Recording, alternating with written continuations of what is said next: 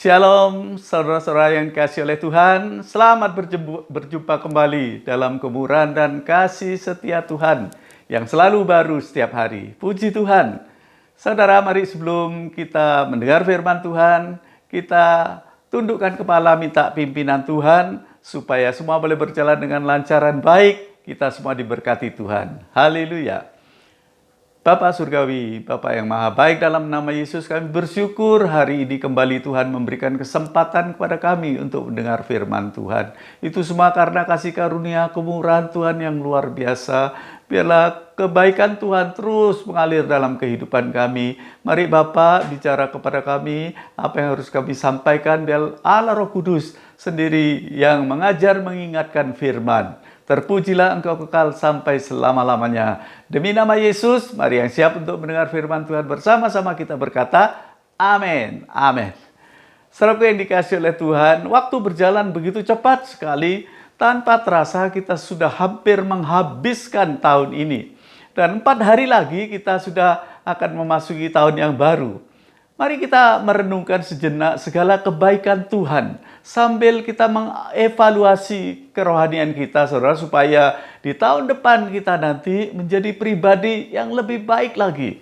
Juga kita dapat memberi semangat yang baru untuk persiapan kita memasuki tahun yang baru nanti, sebab keadaan di depan kita semakin tidak menentu, saudara, semakin membingungkan. Nah, hari ini gereja kita GBI Gosienkor merayakan Natal. Walau tidak seperti tahun-tahun yang lalu diadakan di gedung gereja, tapi sekarang masih melalui online karena pandemi. Namun kita harus tetap bersyukur kepada Tuhan karena Natal merupakan hari yang luar biasa, di mana Allah menjelma menjadi manusia. Ini merupakan satu peristiwa yang spektakuler, saudara. Tidak akan pernah ada duanya dan tidak akan pernah ada tandingannya. Saudara, setelah Natal, biasanya selalu diikuti dengan Tahun Baru. Itu merupakan satu paket. Tapi bagi kita, GBI Gosienkor, paketnya ditambah satu lagi, saudara, yaitu hari ulang tahun. Nah, tahun ini merupakan hari ulang tahun gereja kita yang ke-16. Puji Tuhan. Jadi satu paket 3 in 1. 3 in 1. Haleluya, puji Tuhan. Saudara, jadi hari Kamis nanti tanggal 31 kita akan kembali berjumpa walaupun masih secara online. Kita akan mengadakan ibadah akhir tahun serta HUT gereja kita. Maka persiapkan hati saudara sungguh-sungguh karena disertai perjamuan suci. Kita mengucap syukur karena Tuhan sudah memelihara, melindungi kita dari awal Januari sampai ke akhir Desember ini. Mari kita minta pimpinan Tuhan sembari kita mengucap syukur atas segala kebaikan Tuhan dalam hidup kita. Saudaraku yang dikasihi oleh Tuhan, kita tahu tahun-tahun di depan kita tidak akan semakin baik, namun Tuhan kita selalu baik. Amin. Dia akan memberi kekuatan di hari Natal ini sehingga ada pengharapan yang baru, ada kekuatan yang baru, dan dengan semangat yang baru kita memasuki tahun 2021. Amin. Saudara, lalu bagaimana sikap kita menghadapi semuanya itu? Melalui perayaan Natal hari ini, mari kita belajar firman Tuhan yang akan memberikan kepada kita hikmat bijaksana. Apa yang harus kita lakukan memasuki tahun yang baru nanti. Saudara, pada perayaan Natal kali ini, saya tidak akan berkhotbah tentang Maria dan Yusuf, atau gembala di padang, atau orang Majus dari timur. Tapi saya akan berkhotbah tentang pribadi Yesus Kristus sendiri, Sang Raja yang Maha Agung, Tuhan kita.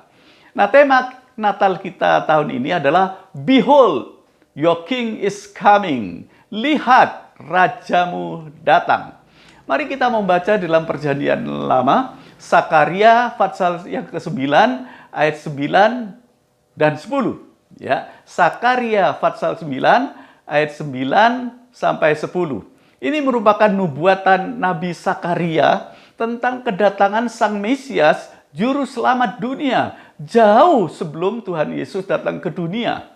Ya, ayat 9 berkata, bersorak-soraklah dengan nyaring, hai putri Sion, bersorak-sorailah, hai putri Yerusalem, lihat rajamu datang kepadamu, ia adil dan jaya, ia lemah lembut dan mengendarai seekor keledai beban yang muda. Ayat 10, ia akan melenyapkan kereta-kereta dari Efraim dan kuda-kuda dari Yerusalem. Busur perang akan dilenyapkan dan ia akan memberitakan damai kepada bangsa-bangsa. Wilayah kekuasaannya akan terbentang dari laut sampai ke laut, dari sungai Efrat sampai ke ujung-ujung bumi.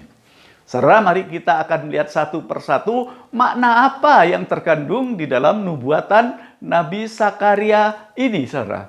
Ayat 9 tadi berkata, bersorak-soraklah dengan nyaring, hai putri Sion. Bersorak-sorailah, hai putri Yerusalem. Saudara, di dalam bahasa Inggris dikatakan rejoice and shout. Artinya bersoraklah dengan nyaring, dengan gemuruh. Itu tanda kemenangan, tanda sukacita besar. Di dalam New King James Version dipakai kata rejoice greatly. Nah, saudara, kalau saya ingat, coba waktu kita menonton sepak bola, waktu dua tim sepak bola sedang bertanding, kemudian saat terjadi gol masuk, wah, sorak-sorai penonton yang begitu fanatik menggelegar. Kayaknya stadion itu akan runtuh, luar biasa. Nah, kita bukan cuma menang dalam pertandingan iman, saudara, tapi kita mendapat keselamatan kekal. Seharusnya sorak-sorainya jauh lebih nyaring pada penonton sepak bola. Tapi kalau kita melihat di gereja, saudara, orang-orang memuji Tuhan kurang bergairah, ya. Masa bertepuk tangan pelan sekali. Seandainya ada nyamuk lewat, kena, tidak akan mati. Sebab kurang kuat, alias kurang semangat. Betul? Mari kita rubah gaya ibadah kita dengan lebih bergairah dan lebih bersemangat. Memuji Tuhan dengan segenap hati. Bersorak-sorai dengan lebih keras dari penonton sepak bola. Setuju, saudara? Nah, kita lihat berikutnya ayat tadi berkata, bersorak-sorailah dengan nyaring, hai putri Sion, bersorak-sorailah hai putri Yerusalem. Siapa yang dimaksud dengan putri Sion, juga putri Yerusalem? Daughter of Zion and Jerusalem. Itu adalah gambaran jemaat Tuhan, saudara dan saya. Mengapa jemaat Tuhan, saudara dan saya disuruh bersorak dengan nyaring? Sebab dikatakan, lihat rajamu datang kepadamu. Behold, your king is coming. Coba saudara, misalnya ada gubernur atau wali kota datang ke sini. Kita sukacita tidak? Pasti beda, saudara. Apabila yang datang itu the King of all kings, the Lord of lords, raja di atas segala raja, Tuhan di atas segala Tuhan. Oh, luar biasa. Mari kita lihat dalam Mazmur 24 ayat 8 sampai 10. Ya, Mazmur 24 ayat 8 dikatakan, siapakah itu raja kemuliaan? Tuhan, raja dan perkasa. Tuhan perkasa dalam peperangan. Ayat 9, angkatlah kepalamu, hai pintu-pintu gerbang, dan terangkatlah kamu, hai pintu-pintu yang berabad-abad, supaya masuk raja kemuliaan. Ayat 10, siapakah dia itu raja kemuliaan? Itulah Tuhan semesta alam. Dialah raja kemuliaan. Saudara, Allah kita adalah pemenang di atas segala-galanya. Tidak ada satu kuasa lain yang bisa melebihi dia. Dia adalah Allah yang maha kuasa. Disebut El Gibor, strong and mighty, saudara. Tapi kok dikatakan tadi ia mengendarai seekor keledai? Masa raja kok miskin? Seharusnya raja kan naik kuda dan kereta berlapis emas. Kalau dia raja, pasti punya kerajaan, ada di istana, dikelilingi para jenderal, menteri-menteri, banyak harta, banyak wanita, punya tahta. Tapi Yesus pernah berkata, serigala punya liang, burung punya sarang, tapi anak manusia tidak punya tempat untuk meletakkan kepalanya. Jadi apa benar dia raja, saudara? Saya beritahu. Jangan pernah meragukan keberadaannya sebagai the king of all kings, raja di atas segala raja. Tetapi mengapa dia begitu miskin? Rasul Paulus pernah menulis dalam 2 Korintus 8 ayat 9, karena kamu telah mengenal kasih karunia Tuhan kita Yesus Kristus, bahwa Ia yang oleh karena kamu menjadi miskin, sekalipun Ia kaya, supaya kamu menjadi kaya oleh karena kemiskinannya. Saudara, berarti raja ini selain lemah lembut, ia juga rendah hati. Biasanya raja kan dengan bangga mengenakan jubah kebesaran dan memamerkan segala kebesarannya. Tapi Yesus Kristus ini beda, saudara. Siapa yang pernah berkata, belajarlah kepadaku yang lemah lembut dan rendah hati? Tidak lain dan tidak bukan, ialah Yesus Kristus, Tuhan kita. Tuhan Yesus itu rela turun ke dunia untuk saudara dan saya. Namun selama di dunia, tidak ada seorang pun yang tahu dia adalah raja. Dia tidak pernah berkata kepada murid-muridnya, aku ini raja. Tidak pernah, saudara. Di dalam dunia selama umur hidupnya itu singkat, 33,5 tahun. Hanya 2 orang yang mengerti dia adalah raja. Yang pertama, waktu Yesus lahir, yang tahu dia adalah raja, yaitu orang Majus, orang kafir. Mereka datang dari jauh dengan membawa emas, kemenyan, dan mur. Itu persembahan untuk raja. Di dalam Matius 2 ayat yang kedua dikatakan, dan mereka bertanya-tanya, di manakah dia raja orang Yahudi yang baru dilahirkan itu? Kami telah melihat bintangnya di timur dan kami datang untuk menyembah dia. Saudara, yang kedua, waktu Tuhan Yesus akan disalib, ya, ada penjahat besar yang di sebelah kirinya itu menghujat Yesus. Tapi yang satunya di sebelah kanan, dia berkata dalam Lukas 23:42, ya, Lukas 23 ayat 42, ia berkata, Yesus, ingatlah akan aku apabila engkau datang sebagai raja. Nah, Yesus juga pernah mau dirajakan, saudara, karena murid-murid itu orang-orang makan, ya, 5.000 orang makan sampai kenyang.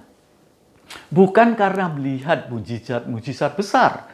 Orang buta melihat, orang lumpuh berjalan, orang mati dibangkitkan, tapi hanya karena makan kenyang, saudara. Kita lihat dalam Yohanes 6 ayat 15, ya, dikatakan Yesus tahu bahwa mereka hendak datang dan hendak membawa dia dengan paksa untuk menjadikan dia raja. Lalu ia menyingkir pula ke gunung seorang diri. Saudara, ada satu lagi. Ketika Pontius Pilatus mengadili dan bertanya kepada Yesus dalam Matius 27 ayat yang ke-11, dikatakan, lalu Yesus dihadapkan kepada wali negeri. Dan wali negeri itu bertanya kepadanya, engkaukah raja orang Yahudi? Jawab Yesus, engkau sendiri mengatakannya. Ya, Matius 27 ayat 11. Saudara, tahukah bahwa Yesus ketika ditanya apa saja, dia tidak mau menjawab. Tetapi ketika ditanya, engkaukah raja orang Yahudi? Dia baru menjawab, engkau sendiri yang mengatakannya. Only one time, sekali itu saja. Saudara, kemudian Pontius Pilatus mencuci tangannya, dia berkata kepada orang-orang Yahudi, aku bebas, engkau sendiri yang menanggung darah orang ini. Saudara, jika kita membaca dalam Injil Yohanes, kita menemukan dialog seperti ini. Yohanes 18 ayat 37 dan seterusnya. Maka kata Pilatus kepadanya, jadi engkau adalah raja? Jawab Yesus, engkau mengatakannya bahwa aku adalah raja. Untuk itulah aku lahir dan untuk itulah aku datang ke dalam dunia ini. Supaya aku memberi kesaksian tentang kebenaran. Setiap orang yang berasal dari kebenaran mendengarkan suaraku. Ayat 38a, kata Pilatus kepadanya, apakah kebenaran itu? Ternyata Pontius Pilatus itu salah, saudara. Dia bertanya, apakah kebenaran itu? Seharusnya dia bertanya, siapakah kebenaran itu? Yesus pernah berkata di dalam Yohanes 14 ayat yang ke-6, dia berkata, ego emi he hodos kai he aletheia. Ya, Yesus berkata, saudara, akulah jalan dan kebenaran dan hidup. Tidak ada seorang pun yang datang kepada Bapa kalau tidak melalui aku. Yesus berkata, saudara, I'm the way, the truth, and the life. No one comes to the Father except by me. Saudaraku yang dikasihi oleh Tuhan, Yesus itu adalah the King of all kings. Yesus itu raja di atas segala raja. Dia rela turun ke dunia ini untuk menyelamatkan saudara dan saya. Satu kali Ratu Elizabeth dari Inggris menghadiri perayaan Natal. Dan dia mendengar lagu tentang Majesty, ya, mulia, sembah Raja mulia. Lalu dia lemparkan mahkotanya dan berlutut. Dia berlutut, Jesus is the real king, katanya. Yesuslah raja yang sejati. Saudaraku yang dikasihi oleh Tuhan, di dalam ayat pembacaan kita tadi, dalam Sakaria 9 ayat 9, itu ada 3 hal. Yaitu yang pertama, ya adil dan jaya. Yang kedua, ya lemah lembut. Dan yang ketiga, ya pembawa damai. Mari kita lihat satu persatu, saudara. Ya, dikatakan, lihat rajamu datang kepadamu. Ia adil dan jaya. Yang kedua, ia lemah lembut. Yang ketiga, ia pembawa damai. Ayat 10 dikatakan, ia akan melenyapkan kereta-kereta dari Efraim dan kuda-kuda dari Yerusalem. Busur perang akan dilenyapkan dan ia akan memberitakan damai kepada bangsa-bangsa. Wilayah kekuasaannya akan terbentang dari laut sampai ke laut. Dan dari sungai Efrat sampai ke ujung-ujung bumi. Jadi yang pertama, saudara, ia raja yang adil dan jaya. Di mana di dunia ini ada raja yang adil? Rasanya tidak akan ada, saudara. Semua manusia cenderung akan memihak, memenangkan kelompoknya, keluarganya, golongannya. Itu manusia. Tapi Allah beda dengan mereka, saudara. Percayalah, Allah itu Allah yang maha adil. Yesus itu adalah Allah yang adil. Dia raja yang baik. Dikatakan dia guru yang baik. Ya, dia raja yang adil. Allah yang baik. God is a good God. Ya, God is good God. Saudara, kita melihat contoh di dalam Yohanes pasal yang ke-8. Ada seorang wanita yang kedapatan berzina. Dia didorong, ditendang. Orang-orang berkata, guru, menurut hukum Taurat orang seperti ini harus dirajam batu sampai mati. Yesus tidak bilang, dilepas saja. Tidak, saudara. Sebab He is a righteous God. Dia raja yang adil. Allah yang adil. Dia berkata, barang siapa di antara kamu yang tidak berdosa, silakan lempar lebih dulu. Kemudian dia membungkuk dan menulis di tanah, saudara. Ya. Kita lihat dalam Yohanes 8 ayat 9 sampai 11. Tetapi setelah mereka mendengar perkataan itu, pergilah mereka seorang demi seorang. Mulai dari yang tertua, akhirnya tinggallah Yesus seorang diri dengan perempuan itu yang tetap di tempatnya. Ayat 10, lalu Yesus bangkit berdiri dan berkata kepadanya, hai perempuan, di manakah mereka? Tidak adakah seorang yang menghukum engkau? Ayat 11 berkata, jawabnya, tidak ada Tuhan. Lalu kata Yesus, aku pun tidak menghukum engkau. Pergilah dan jangan berbuat dosa lagi mulai dari sekarang. Itu sebabnya dia itu raja yang baik, dia raja yang adil. Selain adil dikatakan ia jaya. Jaya itu perkasa, selalu menang di dalam perang, hebat, kuat. Apalagi saudara, luar biasa. Nah itu cocok dengan nama Tuhan Yesus yang disebut El Gibor. Allah yang selalu menang di dalam peperangan. Jadi yang pertama tadi, dia raja yang adil dan jaya. Yang kedua, ia lemah lembut dan rendah hati. Bayangkan saudara, Yesus Kristus yang walaupun dalam rupa Allah tidak menganggap kesetaraannya dengan Allah sebagai milik yang harus dipertahankan. Melainkan ia telah mengosongkan dirinya sendiri dan mengambil rupa seorang hamba dan menjadi sama dengan manusia. Dan dalam keadaan sebagai manusia, ia telah merendahkan dirinya dan taat sampai mati, bahkan sampai mati di kayu salib. Itu sebabnya dalam Filipi 2 ayat 9 dan seterusnya dikatakan, itu sebabnya Allah mengaruniakan kepada dia nama di atas segala nama, supaya setiap lutut bertelut, semua lidah mengaku Yesus Kristus adalah Tuhan, bagi kemuliaan Allah Bapa. Haleluya. Saudaraku yang dikasihi oleh Tuhan, bahkan raja yang hebat, raja yang luar biasa itu, dia mau lahir di kandang binatang, dibungkus dengan kain lampin. Orang yang paling miskin pun tidak akan ada yang lahir di kandang, saudara. Kalau saudara pernah masuk kandang binatang, saudara baru tahu betapa bau pesing kotoran binatang itu tercium sampai ke otak. Dan setelah keluar, baju kita pun baunya tidak enak. Ya, saudara, satu hari Tuhan Yesus menginjil di daerah Samaria. Ternyata dia ditolak, saudara. Lalu murid-muridnya marah. Guru, apakah kita turunkan api dari langit membakar mereka? Tuhan Yesus menjawab, jangan. Dia lemah lembut, saudara. Bukan lemah gemulai loh ya. Tapi dia raja yang baik. Bahkan Rasul Paulus yang pernah berkata di dalam 2 Korintus 10 ayat 1 berkata, aku, Paulus, aku memperingatkan kamu demi Kristus yang lemah lembut dan ramah. Luar biasa. Beda saudara dengan tokoh-tokoh yang lain. Kita ketika mempelajari sejarah dunia, kita berhadapan dengan tokoh-tokoh sejarah yang hebat, luar biasa. Misalnya Alexander the Great, muda, hebat, termasyur, musuh-musuhnya gentar, daerah kekuasaannya sangat luas.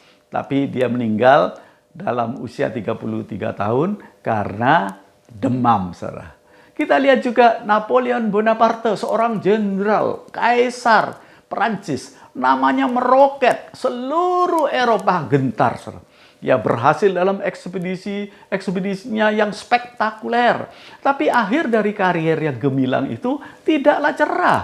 Ia dibuang ke Pulau Elba. Saudara, tokoh yang lain, misalnya Hitler dari Jerman, tidak segan-segan membunuh lawan-lawan politiknya. Tidak kurang 6 juta orang Yahudi dibunuh di luar perikemunisian. Dia sempat mengobarkan Perang Dunia Kedua. Dia yang dijuluki Sang Führer. Akhir hidupnya, bunuh diri. Ironis sekali, saudara. Saudaraku yang dikasih oleh Tuhan, tokoh-tokoh sejarah itu nama, pengaruh, dan wibawanya segera menjadi pudar dimakan waktu. Nama-nama yang hebat sekarang sudah tidak dibicarakan orang lagi. Tapi mari saya perkenalkan tokoh yang lain yang hidupnya sederhana sekali. Dia tidak punya kekayaan, tidak mempunyai kerabat yang punya kedudukan tinggi, tidak pernah sekalipun keluar dari daerah di mana dia dilahirkan, yaitu Palestina. Sebagai bayi, dia mengejutkan Herodes. Ya, saudara, bisa menyembuhkan orang buta, orang lumpuh bisa berjalan, bisu, tuli, semua disembuhkan tanpa obat. Bahkan orang yang mati 4 hari dibangkitkan. Tofan badai diteduhkan. Ia bisa berjalan di atas air. Luar biasa, saudara. Hanya dengan 5 roti dan 2 ikan dia mengenyangkan 5.000 orang laki-laki. Ya, lebih 12 keranjang. Saudara, Yesus itu tidak pernah menulis 1 buku pun, saudara. Tapi sudah jutaan buku ditulis mengenai dia. Ia tidak pernah menggubah 1 lagu pun, saudara. Tapi dia telah menjadi sumber inspirasi bagi jutaan lagu. Ia tidak pernah membangun 1 pun sekolah Kristen. Tapi sampai sekarang, saudara, ada jutaan sekolah Kristen mulai dari SD, SMP, SMU, perguruan tinggi, universitas. Saudara tahu Harvard University, Oral Roberts University, dan banyak lagi. Saudara, siapa yang punya? Itu yang punya hamba-hamba Tuhan, saudara. Saya ingin sampaikan, tidak ada seorang pun yang punya murid sebanyak dia. Ia tidak pernah mengepalai angkatan perang ataupun mengatur tentara. Namun tidak seorang tokoh sejarah pun yang memiliki lebih banyak sukarelawan seperti yang dimilikinya. Nah, tahukah saudara, siapakah tokoh yang unik itu? Tidak lain dan tidak bukan, ialah Tuhan kita, Yesus Kristus. Juru selamat manusia, Tuhan kita. Amin. Ayo kita tepuk tangan yang meriah buat Allah kita. Haleluya. Nah saudara, Yesus Kristus sungguh tak tertandingi oleh siapapun, saudara. Sekalipun sampai saat ini sudah lewat 2000 tahun lamanya, nama, pengaruh, wibawanya tetap ada. Tidak lekang kena panas matahari, tidak pudar dimakan waktu, tidak seperti tokoh-tokoh sejarah lain yang hanya bertahan semusim saja, saudara. Memang dialah Raja yang adil, jaya, namun sekaligus lemah lembut dan rendah hati. Jadi yang pertama tadi kita tahu Yesus itu Raja yang adil dan jaya. Yang kedua, ia lemah lembut dan rendah hati. Yang ketiga, ia akan memberikan damai kepada bangsa-bangsa, saudara.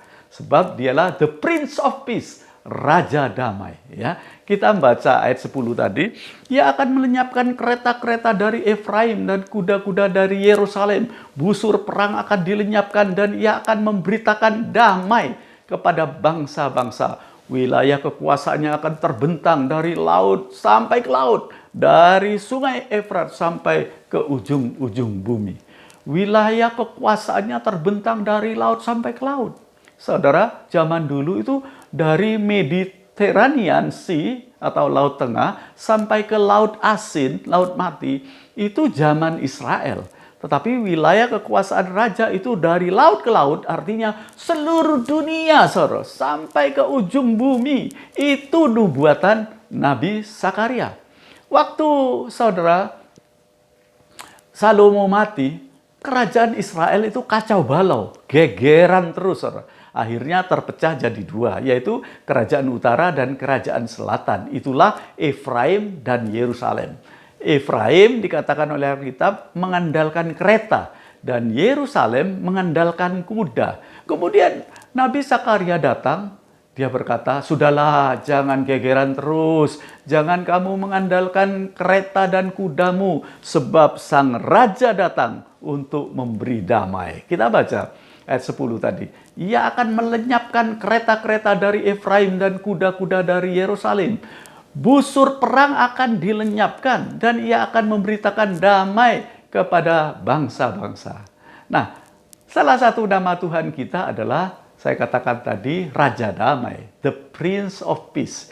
Ia sudah dinubuatkan oleh Nabi Yesaya 700 tahun sebelum kedatangan Yesus Kristus ke dunia ini. Inilah nama yang disebut dalam Yesaya 9 ayat yang kelima. Sebab seorang anak telah lahir untuk kita, seorang putra telah diberikan untuk kita. Lambang pemerintahan ada di atas bahunya. Namanya disebutkan orang apa? Penasehat ajaib, Allah yang perkasa, Bapa yang kekal, Raja Damai. Luar biasa.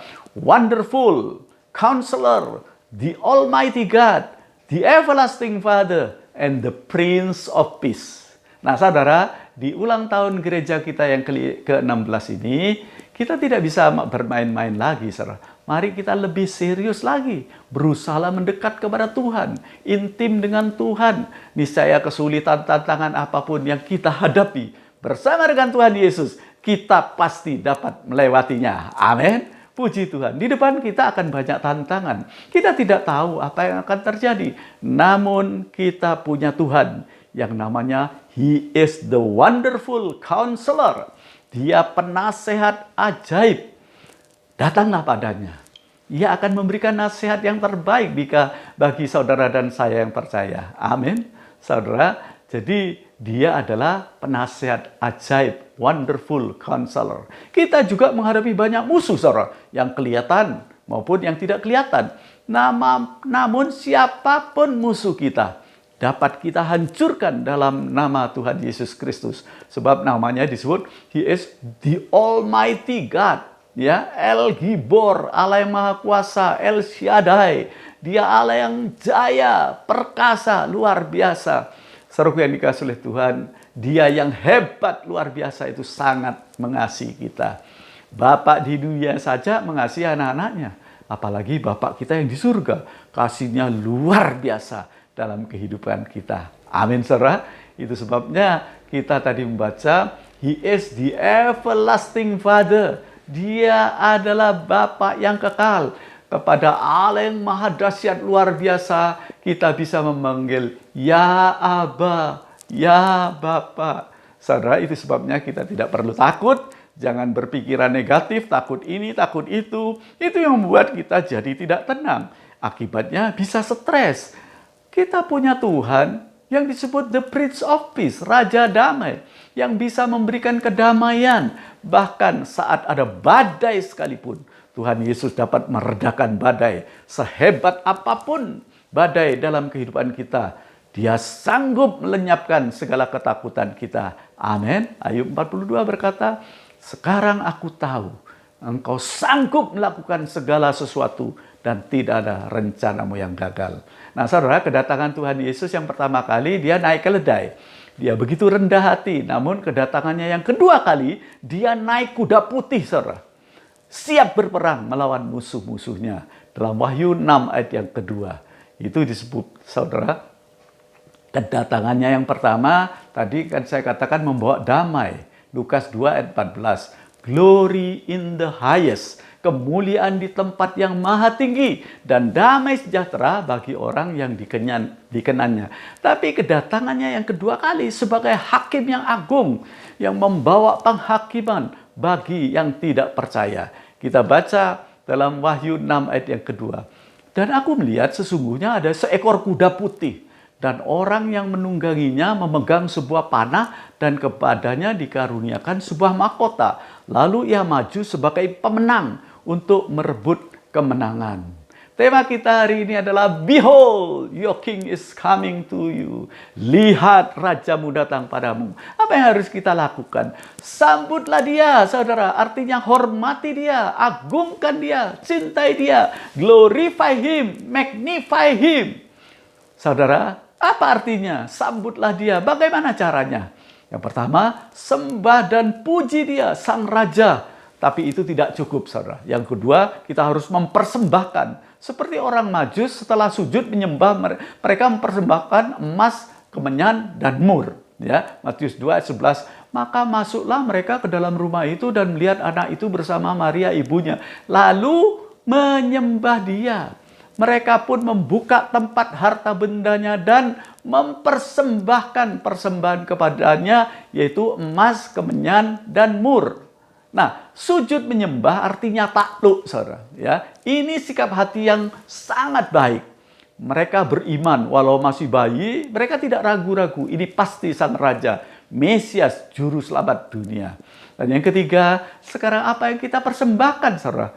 Kita tidak mempunyai emas, kemenyan, dan mur seperti orang Majus itu. Tapi Rasul Paulus menasihatkan persembahkan tubuh kita. Ya, Roma 12 ayat 1 dan 2. Karena itu saudara-saudara, demi kemurahan Allah, aku menasihatkan kamu supaya kamu mempersembahkan tubuhmu sebagai persembahan yang hidup, yang kudus, dan yang berkenan kepada Allah. Itu adalah ibadahmu yang sejati. Ayat 2, janganlah kamu menjadi serupa dengan dunia ini, tetapi berubahlah oleh pembaharuan budimu.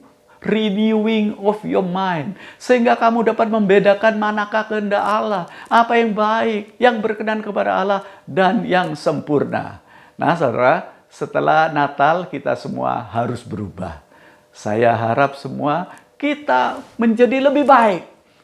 Kesehatanmu, keluargamu, pekerjaanmu, semua berubah menjadi lebih baik. Tokomu yang sepi jadi rame. Amin. Puji Tuhan. Terutama berubahlah budimu.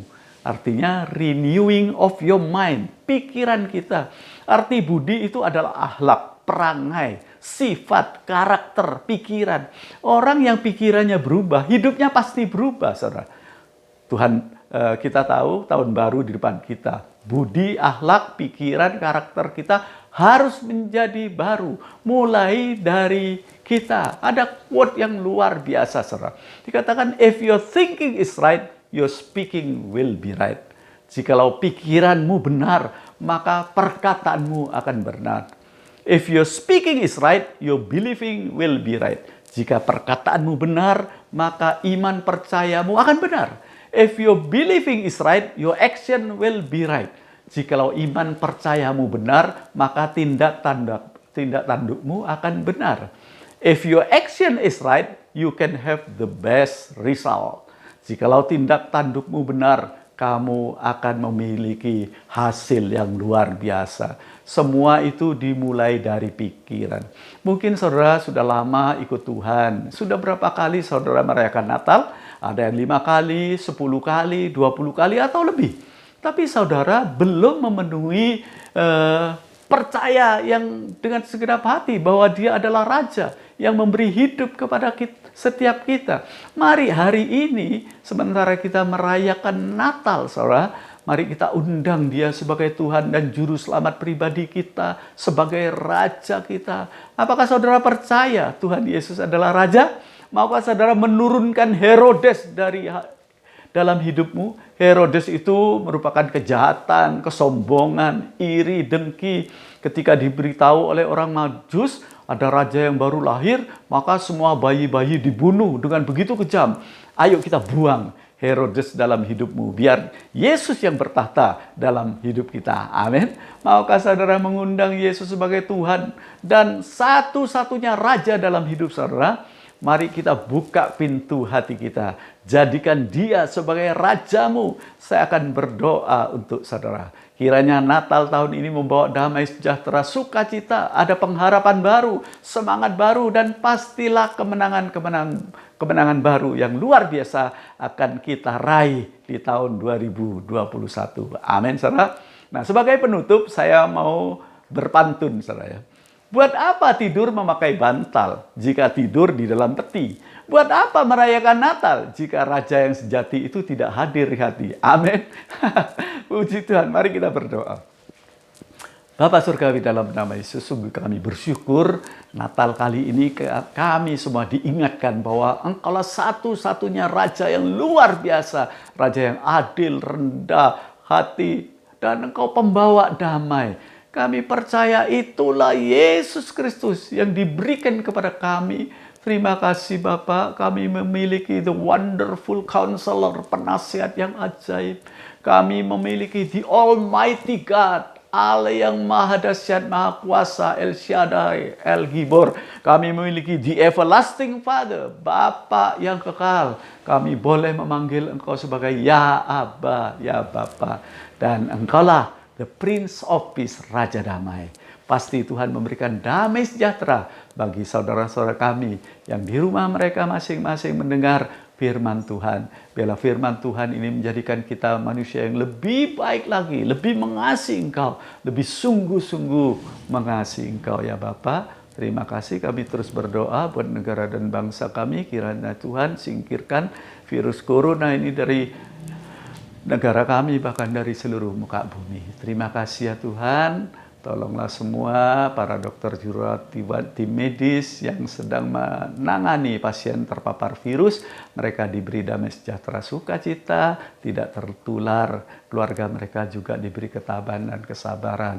Kami terus berdoa buat Bapak Presiden Jokowi dan seluruh jajarannya. Tuhan memberikan damai sejahtera, pelihara lindungi mereka semua, supaya memimpin bangsa ini lebih baik lagi, lebih maju lagi. Bapak, kami berdoa buat saudara-saudara kami yang ada di rumah mereka masing-masing mendengar firman Tuhan. Kuatkan mereka memasuki tahun yang baru ini dengan semangat yang baru. Kami tetap percaya Tuhan, Engkau begitu baik. Itu sebabnya kami bersyukur karena hari ini GBI Goshen Core bisa merayakan Natal. Bahkan saudara-saudara kami, hamba-hamba Tuhan dimanapun tempat, mereka juga bersuka cita di dalam Engkau. Terima kasih Bapak di surga. Terima kasih, kami bersyukur. Biarlah Tuhan terus memelihara, melindungi kami. Seperti Tuhan sudah memelihara, melindungi kami dari awal tahun 2020 sampai akhir Desember ini. Kami ada sebagaimana kami ada itu semata-mata anugerah yang luar biasa. Biarlah di tahun yang baru 2021 ini Tuhan tetap memimpin kami. Engkau yang berjanji untuk berjalan di depan kami. Engkau berjanji menyertai kami. Kami percaya Tuhan tidak akan pernah membiarkan kami dan meninggalkan kami. Itu sebabnya kami tidak takut, tidak gentar. Walaupun ada resesi di depan kami. Walaupun Walaupun ada pandemi, kami tetap bersyukur Tuhan baik. Terpujilah Engkau kekal sampai selama-lamanya. Sekarang anak-anak-Mu Tuhan membuka kedua tangan mereka, berkatilah mereka dengan berkat-berkat ilahi. Ilahi hirala bahata kayara lamasi. Ibu bapak sekalian yang dikasihi oleh Tuhan Yesus Kristus, sekarang terimalah berkat dan anugerah dari Allah Bapa yang di surga, cinta kasih dan damai sejahtera dari Allah Anak, yaitu Tuhan Yesus Kristus. Pimpinan penyertaan kuat kuasa Allah Roh Kudus turun atas kami semua memasuki tahun yang baru bersama dengan Tuhan Yesus. Pasti kita bisa melewati karena Yesus Allah yang luar biasa. Terpujilah Engkau kekal sampai selama-lamanya. Puji Tuhan. Mari percaya bersama-sama kita berkata amin. Saudaraku yang dikasihi oleh Tuhan, selamat berjumpa kembali. Hari Kamis nanti kita akan bersama-sama mendengar firman Tuhan, merayakan ibadah akhir tahun yang disertai hari ulang tahun gereja kita. Dan jangan lupa saya dan istri beserta seluruh staf gembala GBI Goshen Core mengucapkan kepada saudara semua selamat Natal, selamat menyongsong tahun yang baru. Tuhan memberkati kita semua dari sekarang sampai selama-lamanya. Haleluya, puji Tuhan. Amin.